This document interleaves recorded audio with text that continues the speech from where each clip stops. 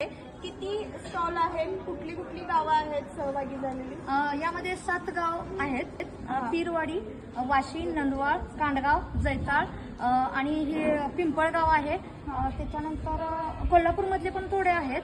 पण हे जे 7 गावं आहेत याच्यातून महिलांचा सर्वे केला आणि त्या सर्वेतूनच आम्हाला दिसून आल्यानंतर ज्यांच्या ज्यांच्यात कलागुण आहेत त्यांचं पूर्णपणे त्यांना व्यासपीठ मिळावे यासाठी आपण गेल्या वर्षी देखील आपण गावामध्ये वाळवण महोत्सव भरवले. त्यालाही खूप छान प्रतिसाद मिळालेला. पण झालं काय की कोल्हापूरचे लोक तिकडं यायला थोडंसं अडचण यायला लागली. त्यामुळं गिराईक म्हटलं तर तिथं भेटलं नाही. त्यामुळे मग आपण पहिल्यांदाच हे कोल्हापूरमध्ये वाळवण महोत्सवाचं आयोजन केलेलं आहे आणि यामध्ये खूप छान प्रतिसाद 30 ते 35 स्टॉल लागलेले आहेत. म्हणजे जसं सांगितले की वाळवण महोत्सव हा पहिल्यांदा भरला होता ग्रामीण भागामध्ये आणि शहरात प्रथमच असा वाळवण महोत्सव भरवला जातोय.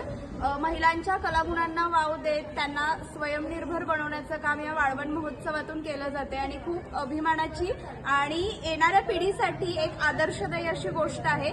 महिलांना प्रोत्साहन देणारी अशी गोष्ट आहे आणि या वाळवण महोत्सवातून नक्कीच मगाशी एका महिलेनं असं मत व्यक्त केलं की हा फक्त कोल्हापुरातच नाही तर मुंबई, दिल्ली सारख्या ठिकाणी असा महोत्सव झाला पाहिजे. मला वाटतं हीच प्रेरणा या महोत्सवातून जाते. इथं असणाऱ्या प्रत्येक महिलेचा स्टॉल हा भरभरून खपावा याच या ठिकाणी शुभेच्छा देते आणि धन्यवाद मायाताई, तुम्ही इथं आम्हाला थोडीफार माहिती. माझं एक स्वप्न आहे की महिलांनी दिल्लीमध्ये देखील स्टॉल लावावा आणि त्यांना खूप छान पद्धतीने प्रतिसाद मिळावा. क्या बात आहे.